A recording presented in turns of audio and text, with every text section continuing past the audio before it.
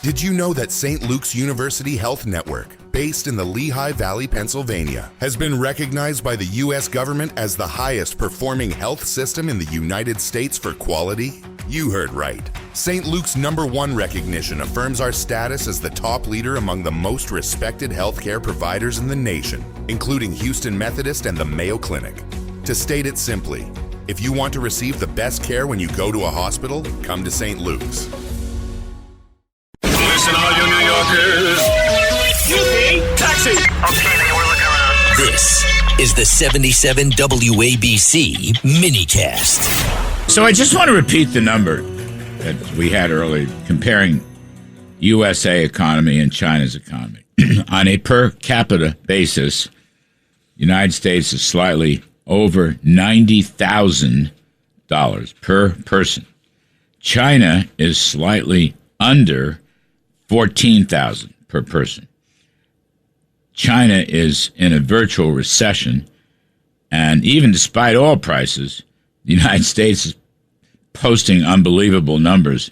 By the way, the Atlanta Federal Reserve GDP now has now got 4% growth in the second quarter after better than 2% growth in the first quarter.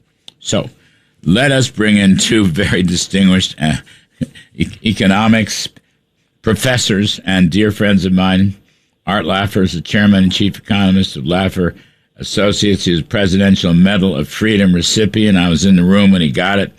His latest book is The Trump Economic Miracle and the Plan to Unleash Prosperity Again, co-authored with Steve Moore, who will be with us later in the show, and the great Steve Forbes, chairman and editor-in-chief of Forbes Media. Steve's latest book, Inflation, What It Is, Why It's Bad, and How to Fix It. Gentlemen, thank you for doing this. I appreciate it. Every now and then, it's fun. Steve Forbes, let me begin with you. Knowing your interest in foreign policy, what'd you make of this Trump-Xi so-called summit in Beijing? Well, I think the key thing is what didn't happen. The trade deals, that's going to have to come later. But the big thing is that, Larry, is what President Trump does when he gets home. Xi has pushed, as you know, very hard on Taiwan. The president, I'm sure, tried to be polite, but the key thing he has to do now to make sure there's no ambiguity about where Taiwan stands is to go ahead with that $14 billion arms sale that has been approved. It's still sitting on the president's desk. He should say that we've been doing arms sales to Taiwan for 50 years since normalization of relations. That's part of that pattern. That sale is going ahead. Xi's trying to send it off the road into a ditch. The president should go ahead with that.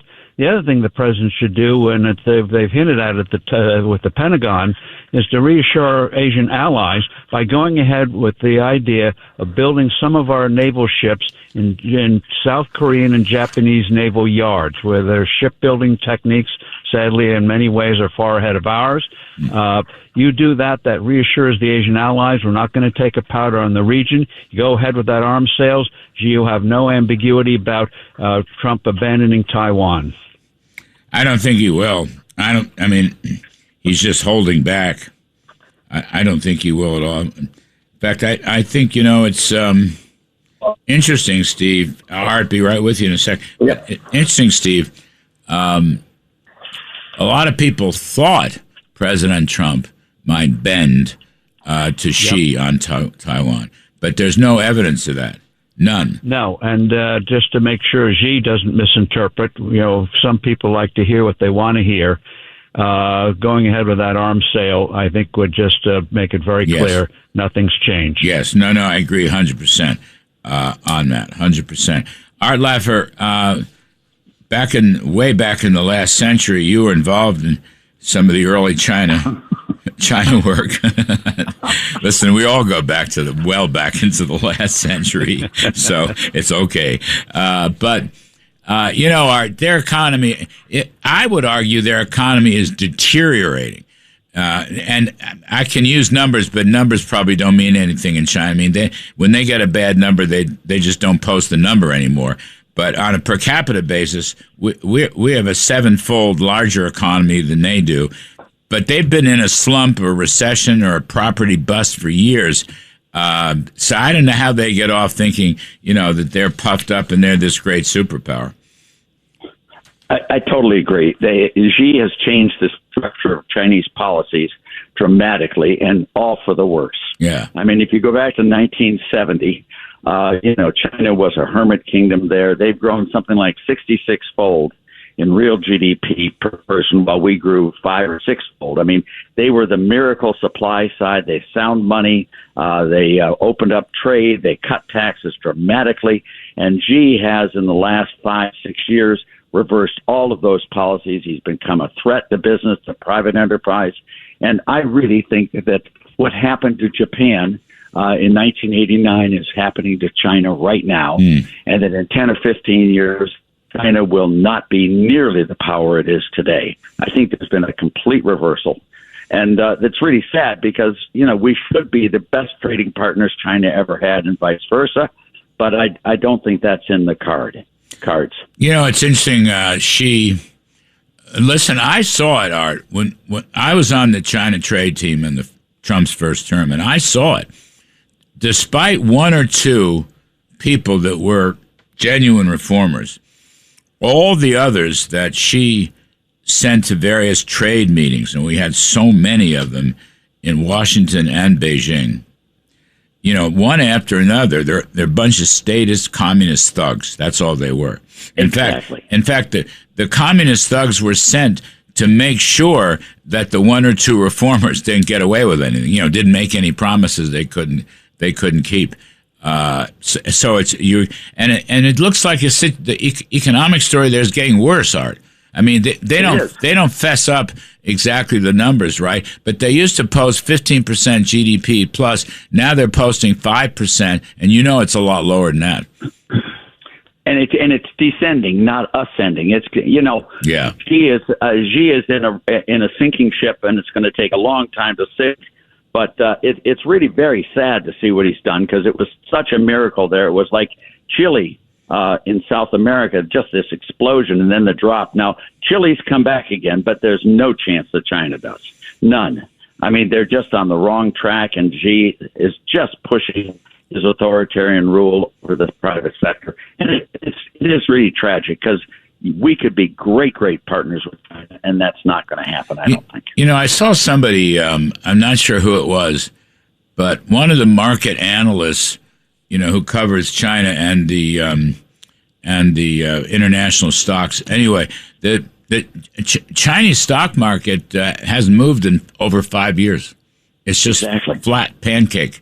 And the U.S. stock market has been booming, for a number of and continues to boom, I might add. In fact, our whole economy looks like it's booming, Arthur. I mean, are you It is. Atlanta GDP now 4% in the second quarter. You saw the production and manufacturing numbers out yesterday, and retail sales the day before. I know oil prices are high, although oil's available, gasoline is available. It's not a supply shock.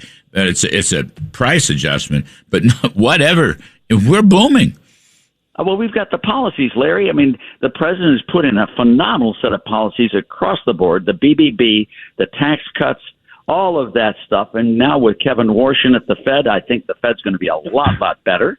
And then looking at this stuff, the trade policies that Trump is doing and negotiating with, I think are all in phenomenal situation for a really expansive U.S. economy for a number of years to come. Yes, I hope so. Steve Forbes, let me just go back to the Xi thing, because each country put out its own statement, so there was no, joint communique, as there sometimes is after these things. But anyway, each country put out its own. The top of the list for China's communique or statement was Taiwan, as we discussed a few moments ago. The top of our list was Iran. Now, here's the thing, Steve. China's saying, okay, and it's kind of a freebie. They're saying, yeah, we agree the Strait of Hormuz should be reopened. We agree, and there should not be a toll. Okay, that's pretty easy for them to say, right? But they are the ones who helped create Iran, because they buy 90% of Iran's oil exports, and therefore they are the banker and the financier of the Iran attempts at nuclear weapons and missiles and ICBMs and sponsorship of terror in Hezbollah and Hamas and Houthis and all the rest of it. Do you follow? I mean, I gotta love China's chutzpah, okay, or chutzpah, whatever the right word is. They're the ones who finance Iran. You could say they created Iran. Now they're saying, oh yeah, let's open up the Strait of Hormuz. I mean, I just find that incredible. Well, two things on that. One, it underscores why the sooner we get back to doing what we were doing before this ceasefire, which I think was a major mistake, go back, complete those targets, take out that regime. The army will move against the regime if it feels we're not going to pull the rug out from under them. But also talking about, gee, China, it's great you love the international traffic in the Strait of Hormuz, and we believe the same thing for the South China Sea. They've been trying to put in man-made military islands to control the South China Sea, and we should make a statement again. Jefferson was right. Freedom of navigation, and maybe we'll put our own man-made island and call it the Trump Island in the South China Sea, and make very clear that's going to remain an open waterway, just as the Strait of Hormuz is going to be an open waterway. Period. You know, Steve, I've already changed the Persian Gulf to the Trump Gulf. Now we have the Gulf of America. I had an admiral on the TV show who said I should stop calling it the Persian Gulf. I should call it the Arabian Gulf, which, by the way, I might be okay with the Arabian Gulf. But I don't know. I rethought about it. So how about the Laffer Kudlow Gulf? No, supply side Gulf. A supply side Gulf. Freedom. We believe in freedom. We believe in growth. You know, you and Arthur helped save civilization in the early 80s, late 70s. Got to do it again. So, Steve Forbes, you are part and parcel. Isn't he wonderful? Isn't he wonderful, Larry? He's just terrific. He is part and parcel of that. We both backed you for Arthur and I both backed you for president. 100%. Both times.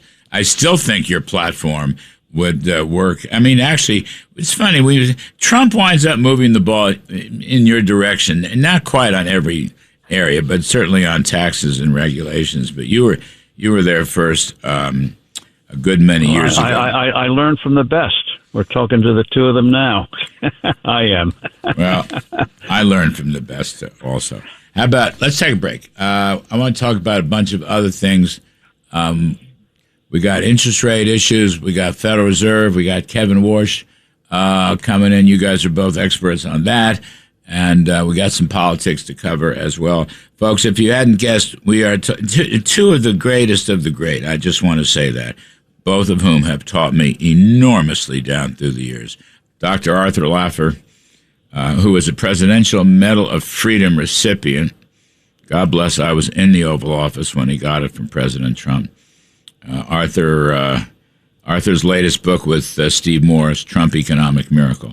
And Steve Forbes, whom I've known all these years, backed him for president twice. He and I, going way back in the early 90s, helped get a big fat tax cut and a gubernatorial win from Christine Todd Whitman, who it turned out, Steve, really when you scratch that whole story, John Whitman became the devout supply sider. The late John Whitman, who was a lovely guy. She kind of got cold feet after the first term, but let's not go there. Anyway, Steve's... Well, that was the last time New Jersey did something right on taxes 30 years ago. No, that's right. You and I worked on it. Paul Gigot was shilling for us in the paper. It was great stuff. Anyway, Steve, of course, chairman, editor-in-chief, Forbes Media, and his latest book is Inflation, What It Is, Why It's Bad, and How to Fix It. So, fellas, a few moments. Bond yields are rising globally, actually. A lot of it's tied to the energy story. And the CPI is, we got a CPI. So the 12-month CPI top line, 3.8%. That includes energy. The core CPI, 2.8% over the past year. It's not the worst thing in the world. Kevin Warsh has taken over at the Fed. Steve Forbes, what do you want to see him do? I mean, it's not going to be easy, but what do you think he should focus on? I think he should focus right away after the swearing in that the Federal Reserve does not believe that prosperity causes inflation, and that there's going to put the forces in place to change the Fed's economic models. The rest of the world won't pay attention, but inside that'll be a hydrogen bomb, a good one. We're going to clean out the debris of the past that has held America back and get some sensible models in, and then things like interest rates, you could say, will start to take care of themselves. You know, that's an important point. If he articulates that in, let's say, early speeches, or maybe his first major speech, whatever, that will have an important effect on economic policies all around the world, and including central bankers. But, you haven't had anybody say that. Now, President Trump says that, all right, and says it very eloquently, but it doesn't seem to spread beyond that. I mean, Warsh can really help Trump and the whole pro-growth supply-side movement. Yes, he could have the same impact, Warsh, that Reagan did in the early 80s with tax cuts, which were imitated by one degree or another with 50 countries around the world. If he starts to say central bank is now going to pay attention to the real economy, is going to not believe prosperity causes inflation, and you do that and start to pay attention to values of currencies, which none of them talk about, you start to do that, that's going to start to have an impact in the next few years on central banking everywhere and on the economics profession. Arthur said there's no reason why central bankers can't, take prominent positions on economic policy. I mean, after World War II, for example, during and after World War II, Mariner Eccles, who was a pal of FDR's, was a devout Keynesian, Art, and he argued that again and again and again. They didn't even want to replace him. So it'll be interesting if Kevin Warsh goes down that road. Yeah, well, Kevin Warsh should be our modern-day Paul Volcker. Without Volcker, Reagan would have been not nearly as effective as he was. And I agree with Steve 100% that prosperity does not cause inflation. That's just plain silly. But the other side of the coin is what you need to do is get a spot commodity price index and stabilize it over the long run to bring an inflationless world. I think this 2% stuff per year doesn't make sense. I would like to see the dollar stable in value. And the way Volcker did it was, if there's too much inflation, what you do is you sell bonds in the open market and you shrink the monetary base, you shrink the balance sheet, and that way you can really control inflation for the long run. So it's not only discarding the bad, which Steve is 100% right on, it's also adopting the good, which is going back to a price rule, monetary policy. And the nice thing, the way Art puts it, spot commodity index, it can disguise return to a gold standard, but not using the word gold, so people don't get all frizzled up. Well, I was waiting for those two words, price rule. I mean, that's, listen, in the 80s, Wayne Angel pushed the price rule, remember?